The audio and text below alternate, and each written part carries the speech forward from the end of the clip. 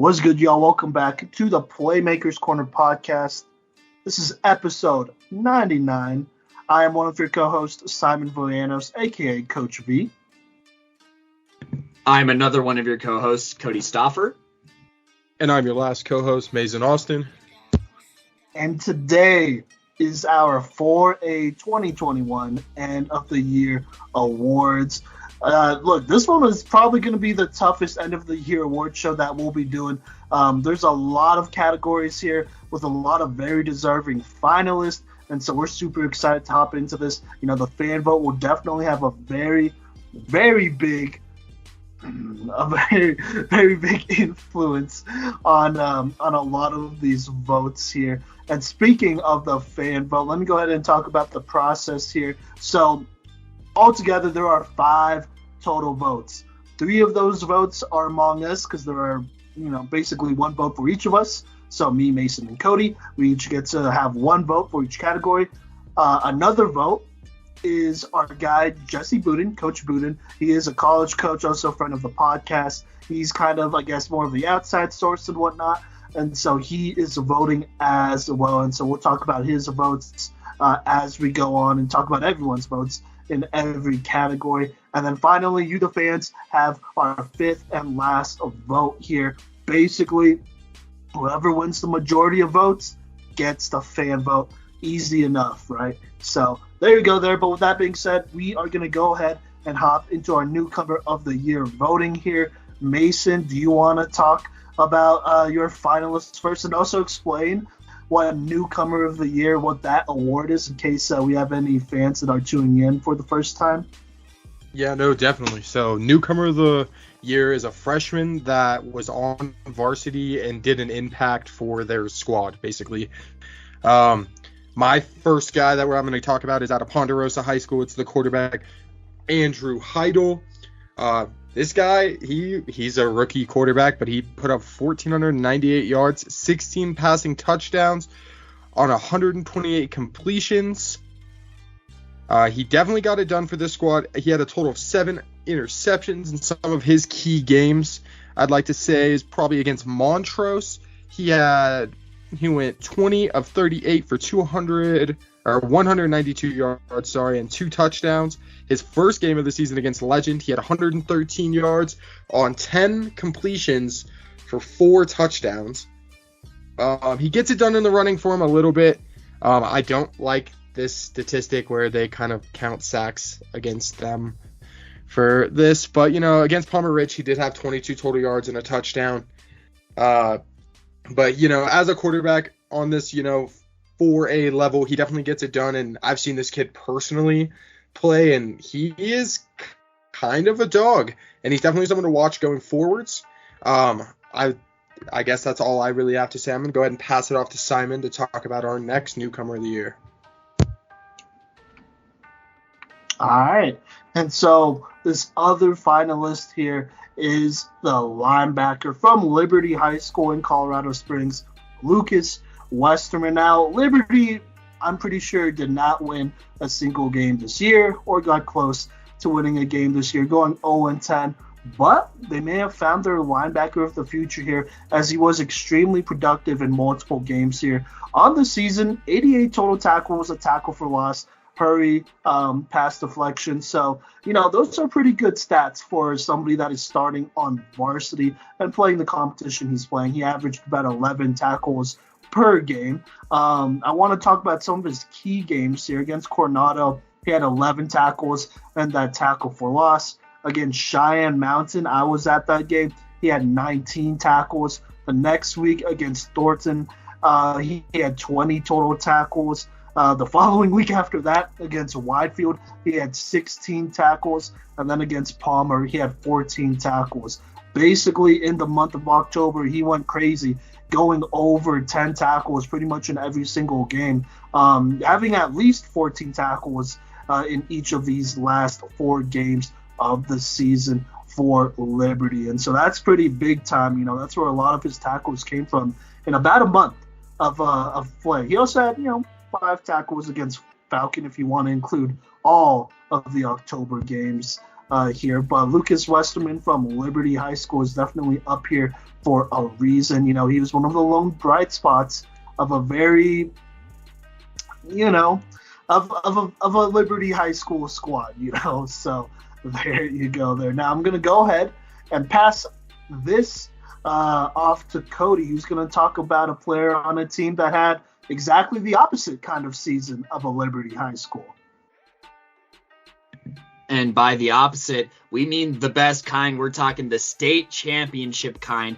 I'm talking about the Chatfield Chargers, and I'm talking about Brock Narva, the running back slash cornerback slash linebacker slash receiver slash whatever you need this kid to do, he can do it. He is an absolute playmaker, and Mason and I got to see him live, you know, in that state championship game against Erie. I do want to do a low-key apology to Brock because, you know, he was in our DMs as an 8th grader, and I personally, I'll own up to it, I didn't get to his film, but boy, he made sure that I would never forget his name again.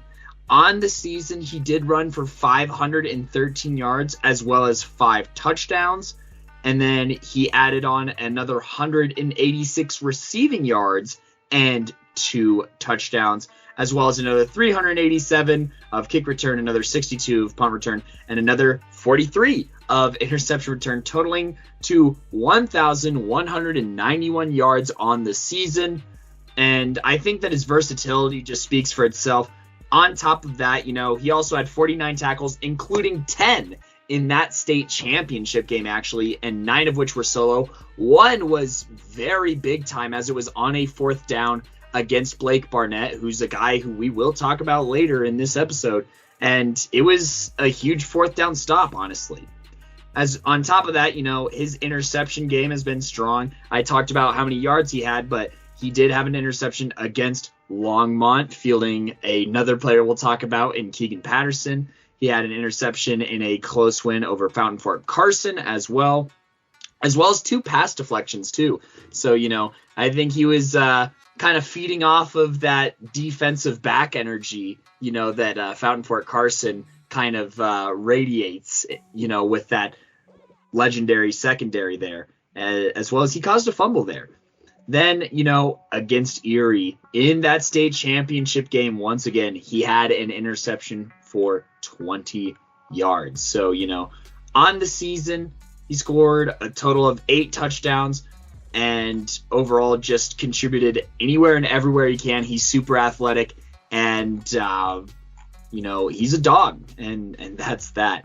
And, yeah, he is half of the equation for a successful hook and ladder in a state championship game on a final drive. That's legendary. Hook and ladders don't work. Well, they do, but not like that. And one of the gutsiest and best calls I've ever seen, by the way. Shout out to that coaching staff. But anyways, you know, that's Brock Narva. And I believe I'm going to pass it right back to Coach V here, talking about maybe a surprising candidate for some of our listeners, but a very well-deserved one. And Simon has the evidence to back it up. Yeah, I'm here to talk about Rhett Armstrong, the kicker, the freshman kicker, obviously, for Palmer Ridge High School. You know, I mean, I'm just going to talk about his kicking stats here. But on the year, had 60 total points. That's including, you know, PATs. Didn't kick many field goals, or at least if he did, they didn't list many of those down. But, I mean, everyone knows Palmer Ridge. They know they have weapons. I mean, why kick field goals when, you know, you could throw it up to your 6'3" receiver in Costanza, or you could run it with Connor Cook, or you could run like whatever, you know, list a skill player, and that's not a bad idea to go for it on 4th down. So I understand that, you know. But on the year though, 57 of 62. So that means he made 57 of his 62 kick attempts, which is pretty good. He's at basically a 90% completion kick rating, which is really good, obviously. Better than a lot of kickers around the state, because there are obvious it's very obvious that some teams don't know how to kick an extra point or can't kick an extra point. So there you go there. In the playoffs, he did not miss any kicks at all. I think that's important to say. The couple kicks he missed, I mean, he never really went any games missing more than two. The one time he missed two kicks was against Pueblo West, but they blew them out 41-14, so it didn't matter. Other than that, he's never missed more than two kicks in his entire career. And so there you go. That is Rhett Armstrong, the very efficient kicker for Palmer Ridge, who I know for a fact has been consistently kicking 50-yarders to 60-yarders for probably since 8th grade, I would say, confidently, actually. He's that guy. He's that guy at kicker, and, he's going to probably get a 4 right off of it, too. But with that being said, I believe that is all of our Newcomer of the Year finalists. So, you know what? I'm going to go ahead and cast my vote first. I thought about another player, and that's probably, the other one's probably the one that's going to win it. I want to show Rhett Armstrong some love here. I believe he deserves it. I mean, this consistency as a kicker doesn't come all the time. There's a reason some teams rather go for 2 all the time rather than kick the PAT. So I'm going to give my vote to Rhett Armstrong. I think, he's a very consistent part of this Palmer Ridge team, and he will be for the next couple years. He's somebody that, he could be the next great kicker coming out of Colorado. Shout out to my boy Daniel Carlson on the Raiders. So there you go. But Kodey or Mason, do y'all want to talk about y'all's pick for Newcomer of the Year? Mason, you can go ahead and you can talk about your vote as well as the fan vote. Yeah, for sure. I'm going to go ahead and start with the fan vote. With 47% of the 358 votes, the fans did go ahead and pick freshman Brock Narva. And I'm going to echo this. Brock Narva is a dog. He was, like Kodey said, he was a part of that hook and ladder play, which that's probably one of the plays I'll never forget in my entire life. As Coach New at Arapahoe said, sitting up there with us, that play doesn't work. Don't put it in your playbook. But they put it in their playbook and they called it, and man, that was insane. So, I'm going to echo the same thing as the fan vote. Brock Narva. Kodey, you want to talk about you and Jesse's picks? Yeah, so, Jesse saw eye to eye with the masses as well and cast his vote for Brock Narva. I'm sure that I got to meet up with Jesse about a week before this recording, and he did verbally tell me before texting me the rest of his picks that he was choosing Brock Narva, for Newcomer. And, Brock, he can't argue with his versatility.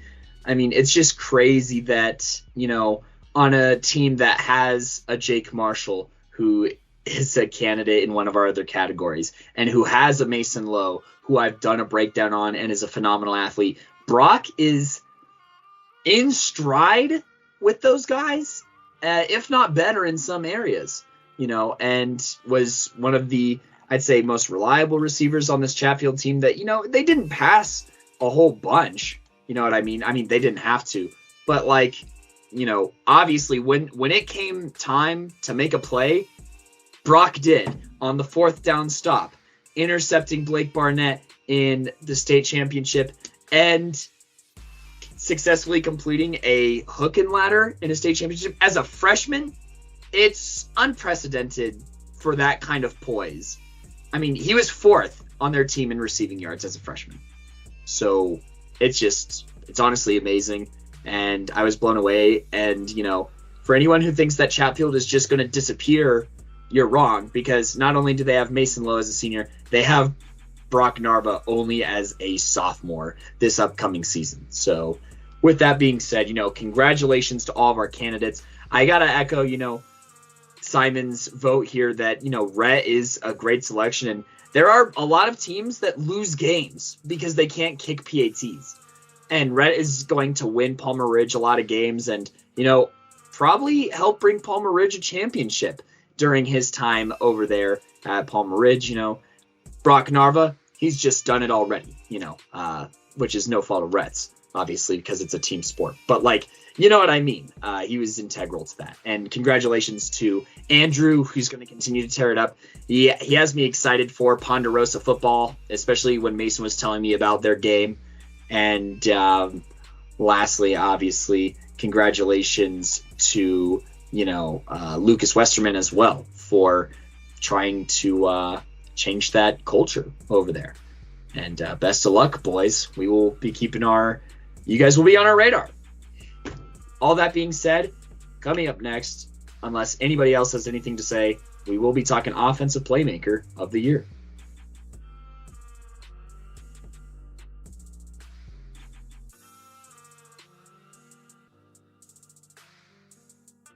Welcome back to the Playmakers Corner podcast, y'all.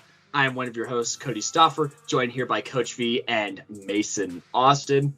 And we are talking Offensive Playmaker of the Year candidates. This was one of our most popular, polls to date. So first off, shout out to y'all, the fans, for 526 votes. Dang, that's intense. So to start us off here, I'm going to be talking about the dynamic athlete out of Dakota Ridge High School, Noah Triplett. Holy cow, he's been on our radar since he was a sophomore, and in his junior year, he lived up to the hype. I saw him in his game against Longmont, and it was a playoff game, I should mention. In that playoff game against Longmont, he was a dog, rushing for 297 yards on 28 attempts and 2 scores. One of those scores being a 91-yard rushing touchdown. He was so fast. He's so fast. Like, I can see flame marks popping off behind him because he's just so dang quick. And he gets up to speed insanely fast. And his athleticism and footwork doesn't stop there. We just did our top 5 running backs episode, so go ahead and give that a listen if you haven't. But watching running back film and watching through Noah Triplett's film, he could have been on this top 5 list, competing with these seniors. That's how good he is. And he's very versatile as well. He's a back who can catch out of the backfield, which is a part of the game of football these days, even though some running backs and fans don't think that it is. Catching the football is a job of the running back. And Triplett did that this year to the tune of 29 receptions for 372 yards and 3 scores.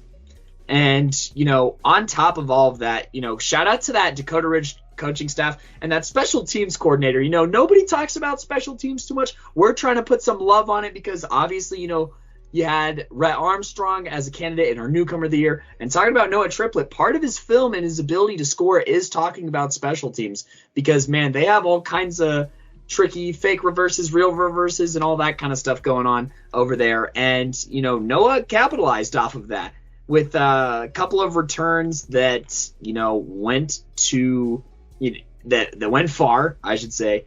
He had one kickoff return for a touchdown in a game that Mason actually saw, and a player that he'll be talking about soon. But anyways, he racked on another 192 yards, or my bad, 208 yards, I should say, in kickoff returns. So on the season, over 2,000 yards. Noah 2K is one of your Offensive Playmaker of the Year candidates.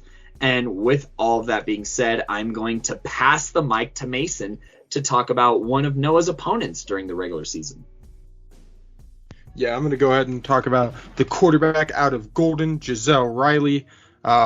This kid went off this year, having 1,975 yards, 25 passing touchdowns, and 9 interceptions.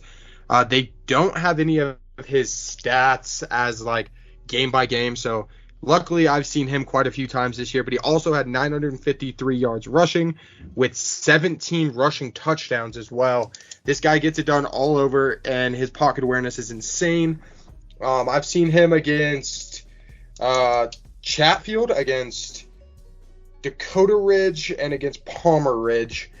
And in all of those games, he was the reason their offense made anything happen. His vision down the field, he would step out of the pocket and make it happen with his legs. This kid is insane. I can't give exact stats, but I know for a fact he was in the shootout against Dakota Ridge, where Dakota Ridge took the ball out of his hands at the end, ran the ball down, ended up kicking a field goal to win the game because they couldn't stop him. They ran the clock out. So he definitely deserves to be here. But I'm going to go ahead and pass it over to Simon for another one of our finalists. Thank you. I'm going to go ahead and talk about Vista Ridge's very own junior wide receiver, 3-star wide receiver, by the way, Brandon BB Hills. BB is an absolute beast. Every time I watched him play, man, he was burning somebody straight up, man. That Pine Creek game early on in the season on September 11th was actually, like, probably, I don't know if it was just, I mean, it definitely wasn't his coming out party because he definitely, performed before then. But for me, it really made the case for his, offensive playmaker of the year status here because he just killed it, man. And so I'm going to talk about that game real quick here against Pine Creek, who obviously has a great defense. He had 3 receptions for 95 receiving yards and a touchdown in that game as well. He also had, I believe he returned 3 kicks for 150 yards. So basically averaging 50 yards a return, which is wild, But I'm going to talk about his season stats real quick before I move on, though.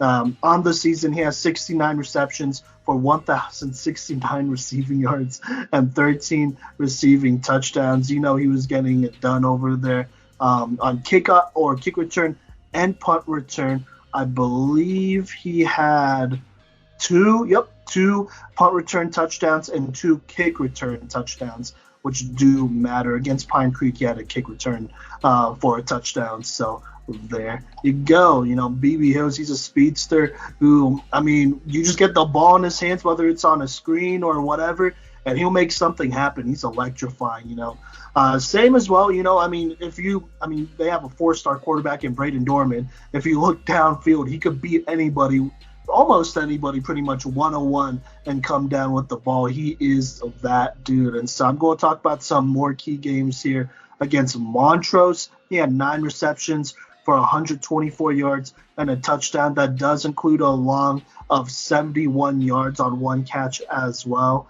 Against Ponderosa, 10 receptions for 108 receiving yards and a 10-7 dub over them. Against Skyline in the playoffs, I got to see him again there. He had 5 receptions for 93 receiving yards and 2 receiving touchdowns. Also had 2 carries for 35 yards. I don't know if maybe it's because I don't know. Maybe it was the design of the play and it counted as rushing yards instead of receiving yards. But oh well. So there you go. Then even against a very good Loveland team, he got in there with 4 receptions, 34 yards, and that is not easy to do. So that's BB Hills, the speedster from Vista Ridge High School. Just one of the best offensive weapons in the entire state.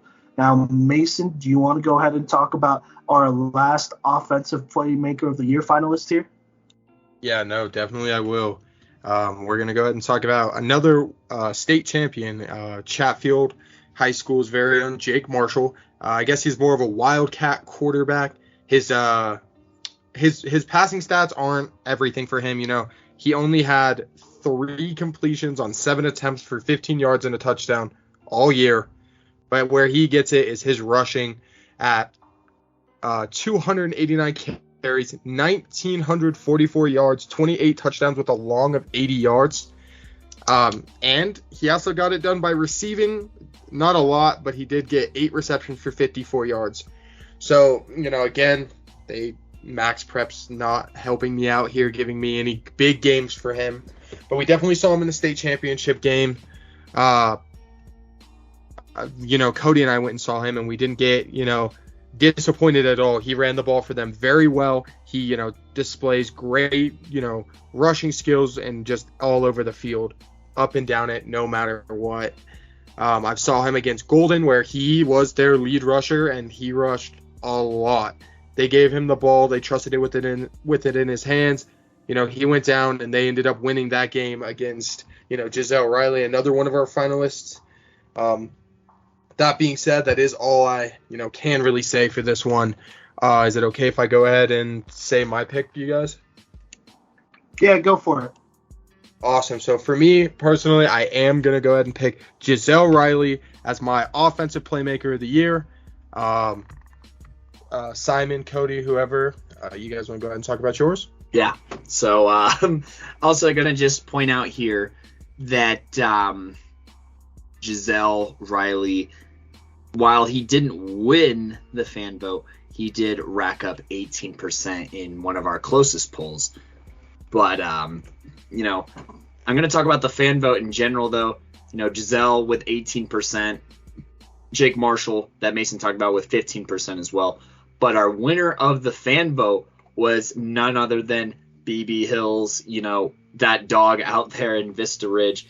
He balled out this year, and, you know, I do want to share that on this Twitter post that one of the comments about BB Hills was that one time before a game, this fan saw him help an elderly woman cross the street. And I just love that, and hearing, you know, while he won the offensive Playmaker fan vote, and, you know, he won over a lot of hearts with that. He's a great dude. We've only exchanged DMs, I believe. I don't know. Wait, Simon, you haven't met BB yet, have you?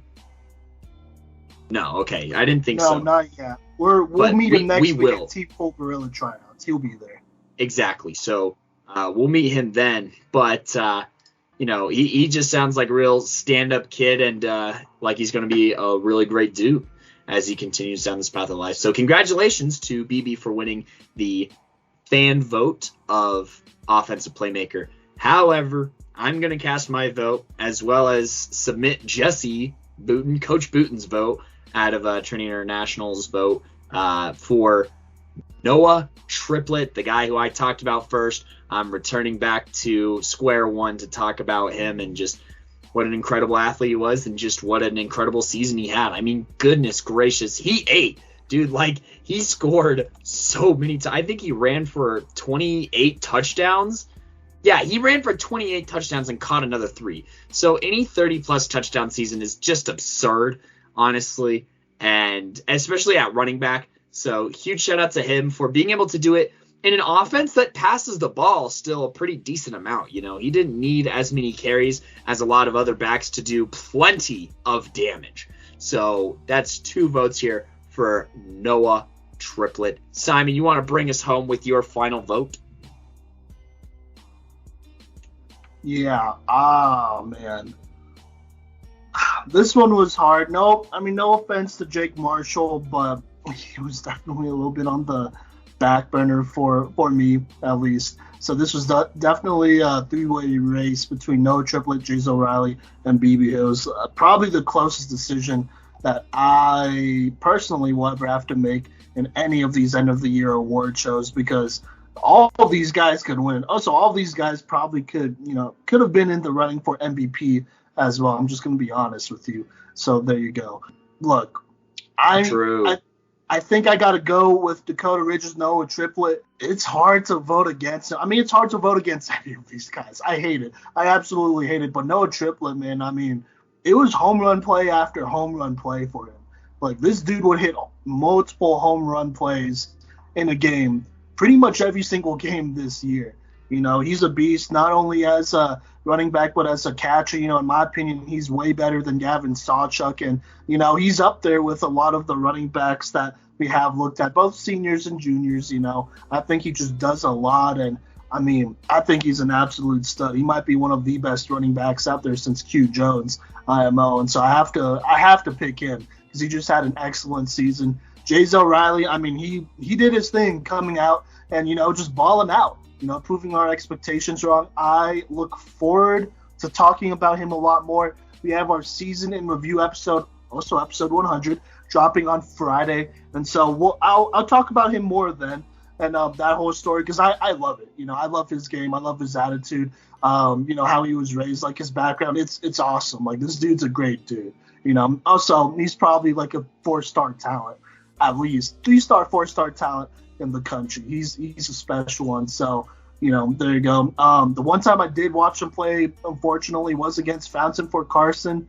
That, as much as I don't want to say that affected my vote, it did. Like, if he lit up Fountain Fort Carson in that elite secondary, I would have been like, oh, okay, you know, he's somebody that might have secured my vote. But he did it, and he didn't make any bad plays either. I was very impressed by you know, his composure in that game. But like I said, we'll talk about that in our season in review episode. So just wanted to put respect on his name. Then BB Hills, I was literally this close I don't know if the camera could see. Well, you're listening to it, so you can't even. It doesn't matter. But BB Hills,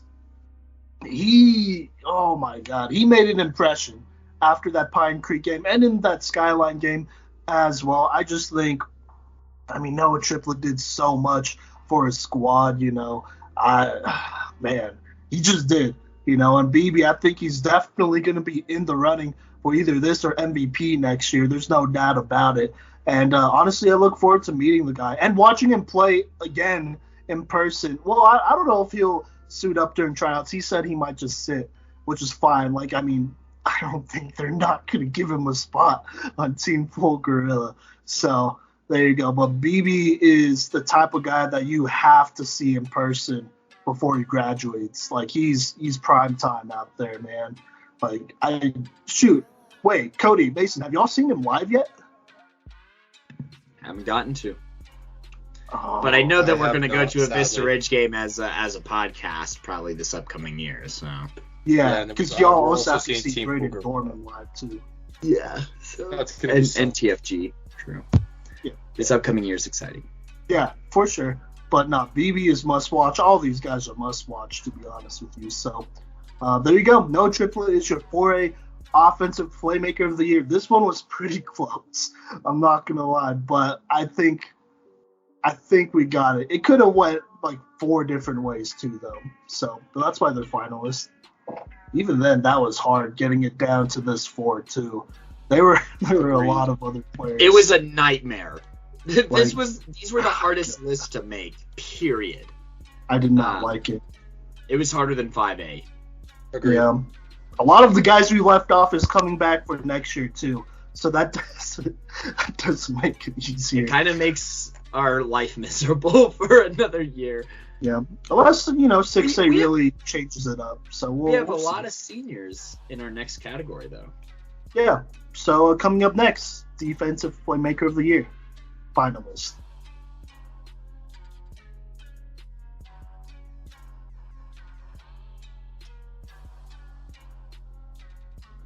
What's good, y'all? Welcome back to the Playmakers Corner podcast. We're talking Defensive Playmaker of the Year finalists. And I'm going to go ahead and get this started and talk about, first off, our number 1 linebacker in the class of 2022 from the state of Colorado, from the Box State, basically. And that is Loveland's very own Ian Loomis. Go ahead and check out episode 82 if you haven't yet, because that's where we did a full breakdown on Ian Loomis. But this kid's a beast, He's somebody that hasn't committed to a college yet, but he had an absolutely great season this year, as well as the last year. On the year, he had 163 total tackles. I'm pretty sure that is top 5 amongst tacklers all over the state, regardless of level. Also at the inside linebacker spot, 21 tackles for losses and 8 sacks as well on the season. Also 14 hurries, which is Jesus. He's just getting absolutely crazy pressure off that edge, up the middle, whatever. That's a testament to how good he is. Like I said, go ahead and check out that episode. He also, and the stats don't stop there, he also caused 3 fumbles and had 3 pass deflections and had a fumble recovery while playing some offense here and there as well. Ian Loomis, man, just absolutely continuing his dominance this season and playing great games. I want to highlight, first off, I want to start with the last game of his season. Unfortunately, I was actually at it at his last high school career game, but that was against Pine Creek in the playoffs in Colorado Springs, where they barely lost 7-10. He had 16 tackles in that game and a tackle for loss. He was flying everywhere, and even then Pine Creek was running the ball away from Ian Loomis and doing everything they can to do that. Yet Ian Loomis, 16 tackles on the season. That's tied for his second highest. But also he got 16 tackles in 3 other games, so there you go. But he was just an absolute beast against Windsor, who they just barely beat 14-7. He had 22 total tackles and 3 tackles for losses against Ralston Valley, a D1 team who they only lost 25-6 against. You just said a D1 team. Oh, they're not a D1 team. against Ralston Valley, a 5A team who they only lost 25-6 against. He only had 16 total, or he had 16 total tackles and a season high 5 tackles for loss in that backfield over there. And so, also he had 3 sacks in that game against Ralston Valley as well, which was I don't know if that's a career high, but that's definitely a season high for Ian Loomis. So Ian Loomis, man, I mean, he's extremely deserving to be on this list. He was that dude for Loveland, a huge part of why they were able to upset a stacked Palmer Ridge team last year at state. And then, another big reason why they're able to make a great run and unfortunately just come up short against a very talented Pine Creek team. But with that being said, let me go ahead and pass it off to Kodey so that he could talk about another DPOY finalist. Yeah, and for this DPOY, we are actually going to go a little bit south from Loveland here, just north of Denver, talking about a Thornton player here in Isaac Gomez, who, I mean, he made a killing this year catching the ball. He's a dynamic wide receiver first off. Watching his film, he has phenomenal ball skills, and he treats the defensive side of the ball the exact same way that he treats the offensive side of the ball, and that's with aggression at the point of attack here. On the season, Isaac Gomez had 27 tackles, which is not bad for corner, but he had 7 interceptions, 5 pass deflections, and a forced fumble, and he just climbs an invisible staircase to grab the football out of the sky and rip it away from the offense, or if he's on offense, ripping away from the defense. He has some of the best ball skills in the state. I think that Thornton, they've put together a couple of pretty solid players out there, and I wouldn't be surprised if we don't see them on the rise, especially because it's only Isaac Gomez's junior year. So huge shout out to Isaac there, being one of our defensive Playmaker of the Year candidates. 7 interceptions. It's pretty nuts. One of the top in the state. So, but going back from that secondary into more of that grimy front 7, I think Mason has our next guy here. Yeah, I definitely do. I'm going to go ahead and talk about Aurora Central High School's own Marcus Howard, the defensive end, who I want to say this year he lit it up. He's a dog. He had 23 sacks this year, 78 total tackles, 47 of them being solo tackles. Going just into, his defensive stats, he gets it done on the offense too, format receiver. But sack-wise, he had 4 games where he had at least 3 sacks, and against Vista Peak Prep, he had 4. So he definitely, he's a force to be reckoned with coming off the edge, and, Kodey and I saw him live. Thankfully, he gets so low for being 6'6". He's so tall. Oh my God. He just throws around defenders, and there's a reason why he, put up 23 sacks this year. He isn't a slouch, and he definitely gets it done.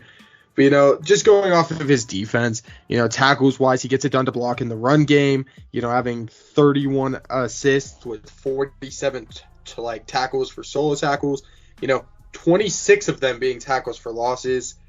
On top, or do they add that in? So they might add that into his sacks. But still, 26 of them being tackles for loss.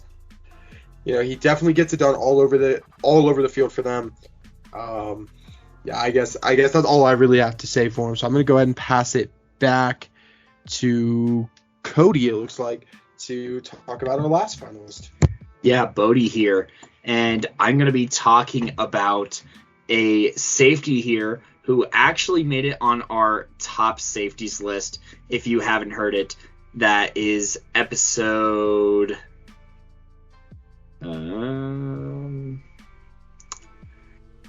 Sorry, Simon.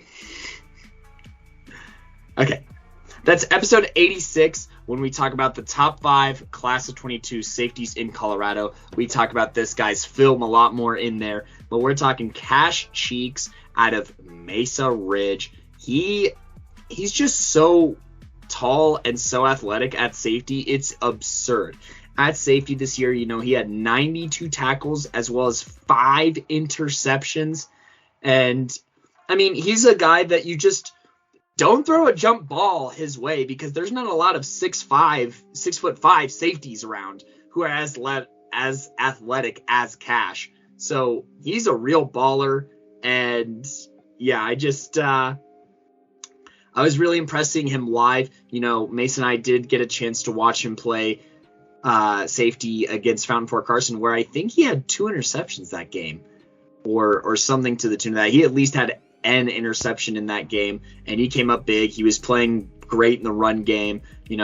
Like I said, 92 tackles. You don't do that without great hustle and just great film IQ. And, Cash has exactly that. And that's what Jesse saw here, voting Cash Cheeks as his defensive playmaker of the year. And, kind of echoing the sentiment of 17% of the fan vote.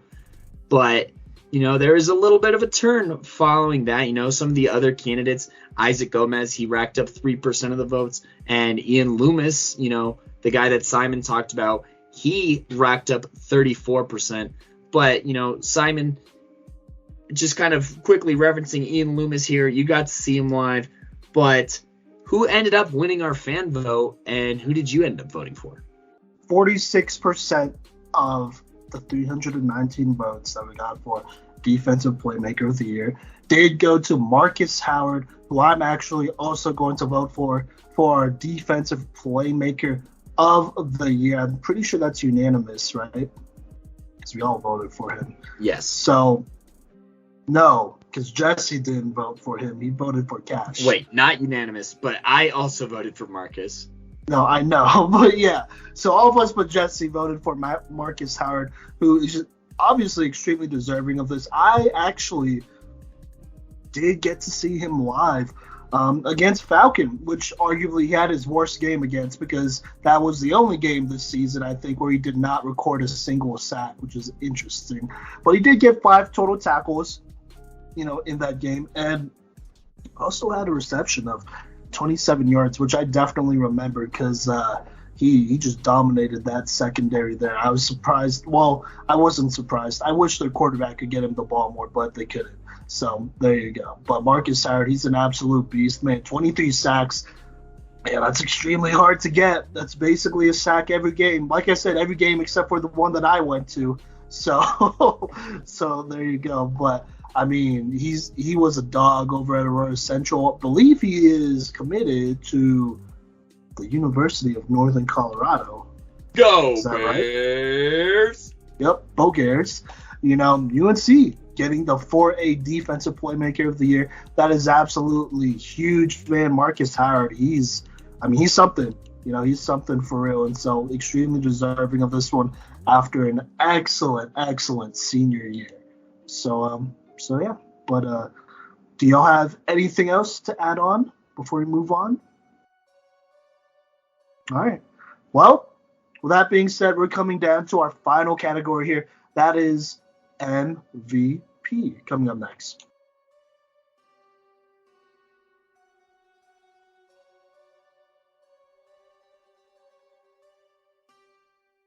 Welcome back to the Playmakers Corner podcast.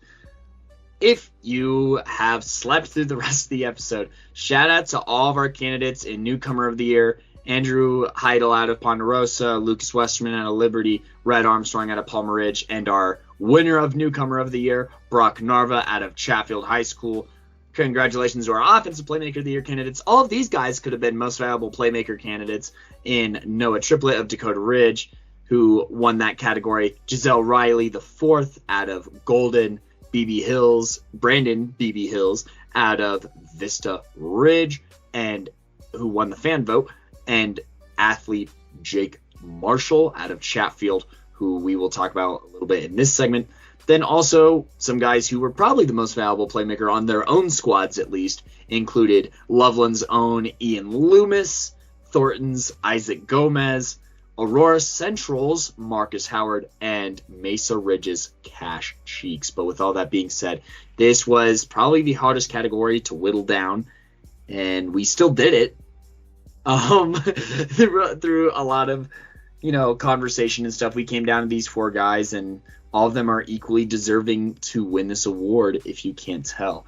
And we're going to start off with the quarterback out of Longmont, Keegan Patterson. He has been on our radar since last year, where I think he threw like 23 touchdowns in that shortened season or something crazy. And he decided to have even more Madden-like numbers this year, leading Longmont into, the second round of the playoffs and an overall 7-5 record. He was incredible. Keegan Patterson, on the season, he had 48 touchdowns. Actually, no. I'm pretty sure he had 49 touchdowns because he scored one on defense. Yes, he had 49 touchdowns, 28 passing touchdowns, 20 rushing touchdowns, and a fumble return for a touchdown. That is dumb. It sounds made up when you talk it out loud. So, that's just crazy that he was able to do that. And, I think that he was just incredible this year, honestly. He was just phenomenal this year. And, he ultimately won Coach Booten's vote. I bet that he's a guy he'd like to have on his squad. But, Colorado School of Mines did swipe up Keegan Patterson here. Jesse's vote for most valuable playmaker. Moving on to our next candidate will be Mason Austin, who has a pretty electrifying candidate himself to talk about. Yeah, I'm going to go ahead and talk about Dante Capolongo from Dakota Ridge High School. This kid, it says right here, he plays defensive back, wide receiver, and kick returner. But he's all over the field for this team. At running back, he had 178 yards off of 18 carries this year and 4 touchdowns. 18 carries, 178 yards. That's pretty insane. But then he had 24 receptions for 525 yards and 5 touchdowns. Altogether, all-purpose yards, he ended the season with a total of 1,519 all-purpose yards, adding in his kicking and punt returning yards, which ended up getting him 398 and 2 touchdowns, which I did get to see one in the game against Golden. That was probably the most heartwarming thing I could have seen. They killed all of Golden's, momentum at that point. Moving on, tackles-wise, he has 42 solo tackles and only 3 assists because he doesn't need anybody's help to get anybody down. But I think where his statistics kind of, really shine is in his interceptions. He has 7 interceptions with totaling for 142 yards after getting it and 2 fumble recoveries. This guy, he gets turnovers. That's what he does, and that's why he, got my vote for, most valuable playmaker. I'm going to go ahead and pass this one off to Simon to talk about his next guy. Bro, I'm going to talk about Pine Creek's very own Josiah Roy here. On the season, had 1,408 passing yards, 15 touchdowns to only 4 interceptions. Rushing-wise, though, he did have 942 rushing yards for 18 rushing touchdowns. He was the focus of this Pine Creek team. A lot of people did kind of count Pine Creek out. And so, they made basically 2 really big statements to start off the season with 27 and 28-0 dubs in those games. Against Pueblo West, only missed 3 passes, but threw for 136 yards and 2 touchdowns. Also ran 5 times for 48 yards. Against Denver East, he had 114 passing yards, only 7 of 12, so not as great a passing rating, but did throw a touchdown, no picks, and also ran for 113 rushing yards and 2 rushing touchdowns. Against Vista Ridge, which is where I saw him, he really, really broke out here and kind of made a case for himself, where he went 4 of 11 for 89 yards, but 2 of those completions went for touchdowns. But he also ran 24 times, which was actually not a season high. I'll talk about the season high here in a minute, but ran 24 times for 158 rushing yards and 3 rushing touchdowns. His season high on carries was 27 against Chatfield, actually, who they beat 28-22 in this game.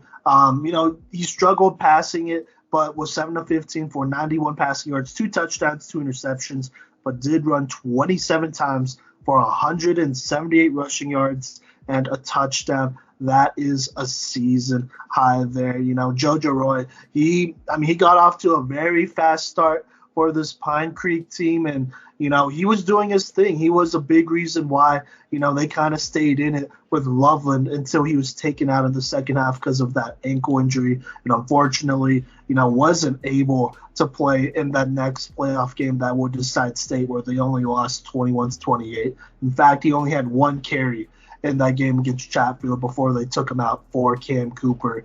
Understandably so, just because he was hurt. So there you go there. But yeah, that's Jojo Roy.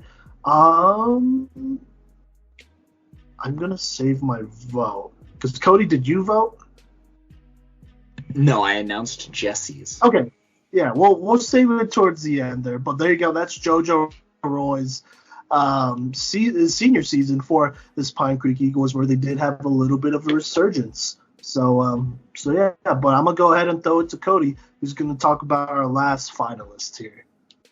Yeah, our last and youngest finalist, actually being the only non-senior on this list. He's probably going to be a candidate for the next 2 consecutive years, honestly, and that is Blake Barnett out of Erie High School. I talked about him in the season preview, because I was like, hey, Erie's going to be good, and it depends on Blake Barnett's progress, but I've seen him in real life, and he's a freaking monster. He tore me up in literally my first varsity coaching game. He obliterated my squad. So I'll admit that, because it was brutal. It was insane. It was ludicrous. And he took it to the next level this year. Oh my gosh. This kid, only a sophomore, threw for 2,560 yards, threw for 27 touchdowns, and ran for another 1,049 yards and 24 scores. Wow. So, 49 touchdowns, that sounded crazy. But man, 51 touchdowns is also pretty nuts. So, Blake Barnett, he led his team to the state championship. He kind of struggled a little bit in that championship game against a very good Chatfield team, but I'd say that he was a huge reason why they were in it in the first place. Threw for 2 touchdowns, ran for another 145 yards in that game. And, he also, just in the postseason, this is his first postseason, by the way, because he didn't get a chance to, do his thing last year in the COVID-shortened season. But in the postseason, he did run for 4 touchdowns against Fruita Monument, ran for 3 touchdowns in a win over Palmer Ridge, ran for a score in a comeback win over Montrose, and, in those games, respectively, against Fruita Monument, threw for another 145, threw for another 150, moving the chains constantly against Palmer Ridge, and threw for 244 as well as 2 scores in that game against Montrose. The sky is the limit here for Blake Barnett, who actually won our fan vote. He just edged out athlete Dante Capolungo, who had 34%, Jesse's candidate, who had 20%, and Jojo Roy, who had 9%. Blake Barnett won the fan vote with 37% of the votes. So congratulations to Blake Barnett for being our Playmakers fan vote most valuable playmaker of the year. And then that left 2 votes. And that was out of 596 votes, by the way. Yeah, out of 596 votes, he got a commendable amount of percent and beat out, a guy like Dante, which is crazy. And I could go first. Yeah, so this is hard. Yeah, let me go first here. I'll talk through my process here, so it gives you a little bit more time. Well, okay. I've changed the 2 that I was thinking between, but I'm thinking between 2 still. Okay. Well, I'm gonna cast my vote, like I said, and we'll see. Does that sound good? So you'll still have the deciding vote because look, all of these guys, literally any other year would have definitely won it. You know, probably would have definitely won it. But I think I'm gonna actually have to go with Erie quarterback Blake Barnett here. Look, he killed it, dude. There's a reason why they went to state. You know, we talked about his film last year as a freshman. We broke it down, said he needed to be a better passer. Over the offseason, he became a better passer, did 7-on-7, brought his team to Mile High. You know, I want to say in the finals as well, and did his thing there before the regular season. And then in the regular season, literally buzzsawed every single team that came in his way. Like I said, we have this season in review episode dropping on Friday. And we said in that episode, like, hey, look out for Erie. They could cause a lot of trouble for a lot of people, you know, but we didn't think they would be as dominant as they were. I think a big part of that was because Blake Barnett made significant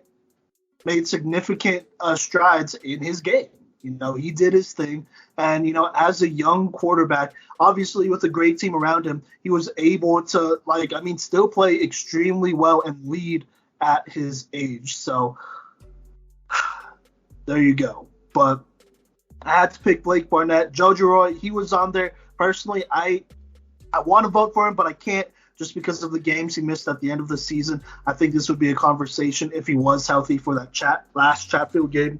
Dante Capolongo, gave him a ton of love in that cornerbacks episode. Make sure you check that out. I think episode 90.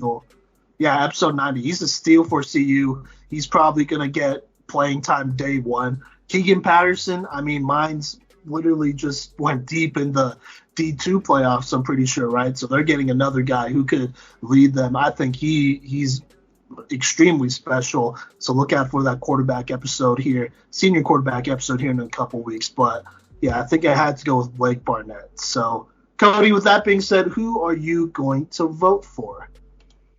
All right, so here's how this is going to be done. Right, okay. So with my vote being cast, it's going to make it a tie, but we have a way to settle this because there's no co-MVP here, all right? My vote is personally going to Keegan Patterson. I'm going to put some respect on his name here because in the game that he didn't play against Blake Barnett's Erie, which I think could have given him the edge in the touchdown count, they lost to Erie 50-6 without Keegan. Every other game, their next lowest game was against Loveland, which is, one of the best defenses, if not the best defense in 4A, where they scored 14 points. But every other game, they scored over 20. Even in the playoff loss, they put up 35. In their playoff win, they put up 25. Against Windsor, which was a surprising loss, they still put up 22 points. And he ran crazy. He had 186 carries this year, which is just nuts for a quarterback, So, that's why I had to choose Keegan Patterson. He had more yards, and I think that if he played in that Erie game, he'd have more touchdowns than Blake Barnett. I think he's the most valuable playmaker. However, with the vote split 2-2, you, the fans, and the poll is the tiebreaker. So because Blake Barnett had more percentage of the votes in the fan vote, Blake Barnett will be our most valuable playmaker for the fall 21 season. Ooh, I'm clapping because I'm the only one here that voted for him. but look, all these guys deserved it. That's tough, but I think that's fair. The fans have to live with it.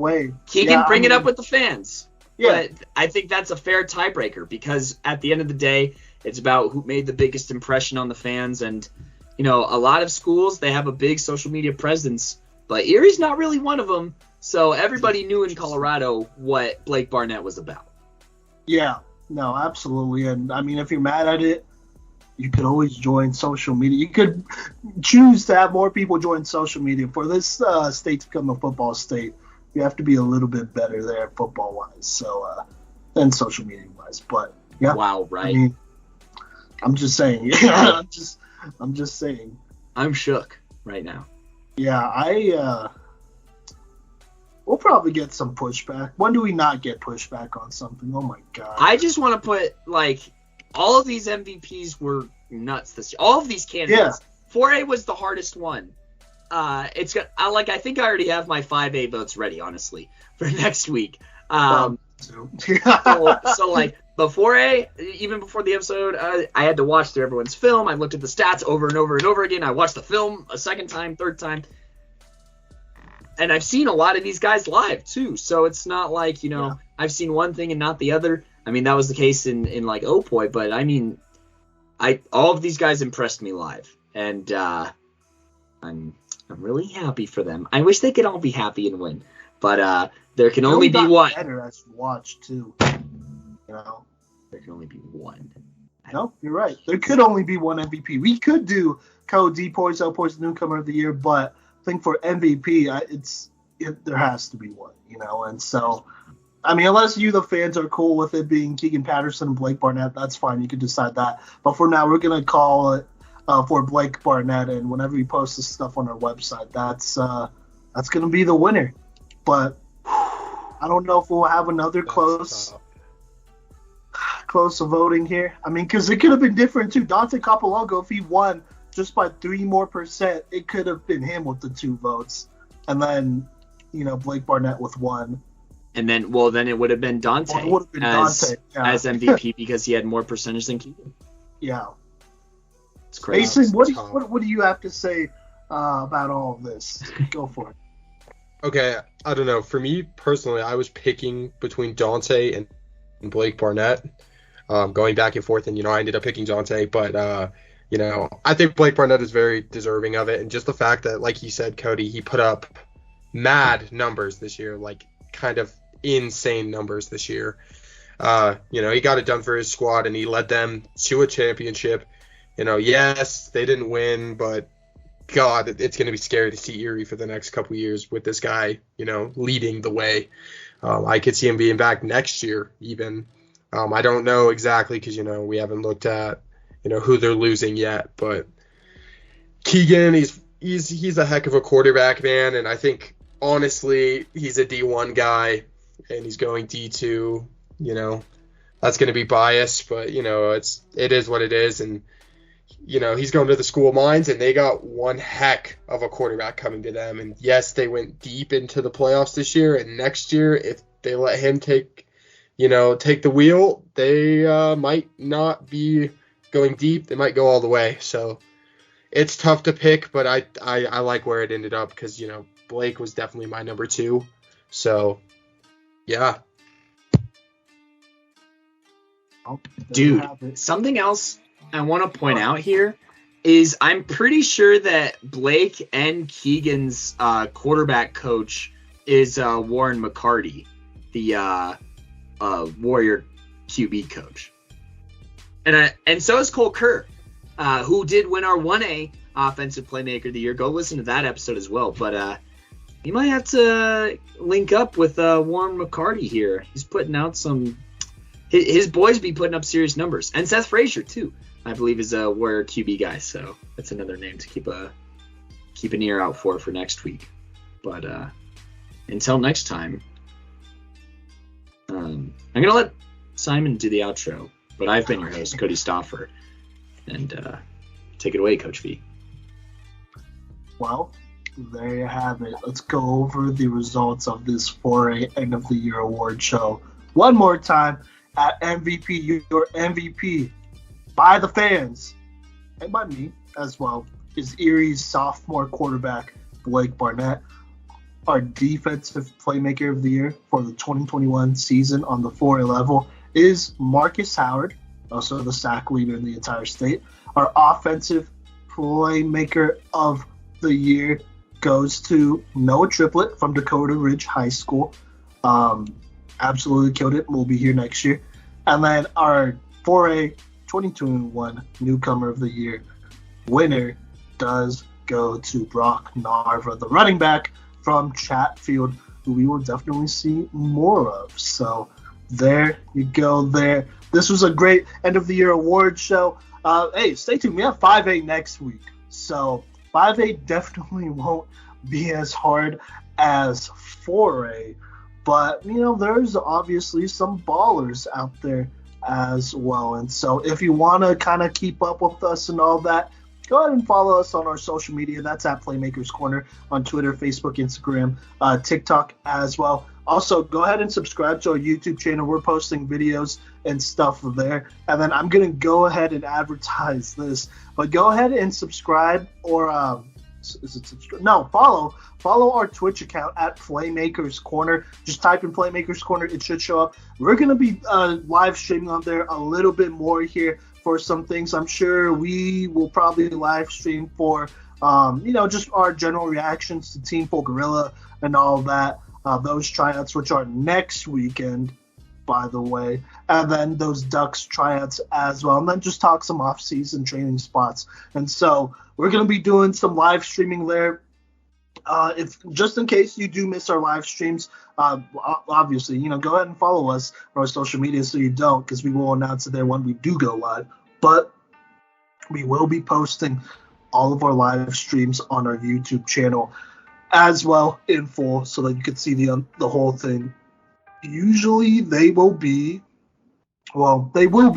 unedited, so there you go there. So if you want to check all that out, go for it. And then also, if you're listening to us on a major streaming platform, which I'm sure you are, like Spotify or Google Podcasts or Apple Podcasts, leave us a good rating. And, go ahead and write a nice little review for us. We appreciate that and all the support that we've gotten so far. We're going to be continuing with this here next week with our last end of the year award show. And then, like I said, on Friday, our 100th episode, we're going to be talking about the entire 2021 seasons. I can't talk. We're going to be talking about the entire 2021 season, 1A through 5A. We're going to talk about our predictions at the beginning of the year. We're going to talk about storylines that we personally love. We're going to talk about, great performances and whatnot, memories that stuck out. It's going to be a good time. It'll probably be a longer episode, so you can listen to, hey, if you're going to those Team Full Gorilla tryouts, you can listen to it on the way there, because that'll be a great opportunity, right? And then, so that'll happen. And then we'll be at TFG tryouts up in Denver on January 15th and 16th. I think Mason and I will for sure be there on both days. Kodey may make an appearance sometime on the 15th. Bodie. I mean, you could tell the fans whether you do that or not. I don't know. But he'll be there on the 16th, so no worries there. We hope to meet I like lasagna, dude. Get some pictures, do that thing. But anyways, I've been your co-host, Simon Villanos, a.k.a. Coach V. I'm your other co-host, Mazen Austin. And Kodey Stauffer, signing off for this week. 100th episode! So excited.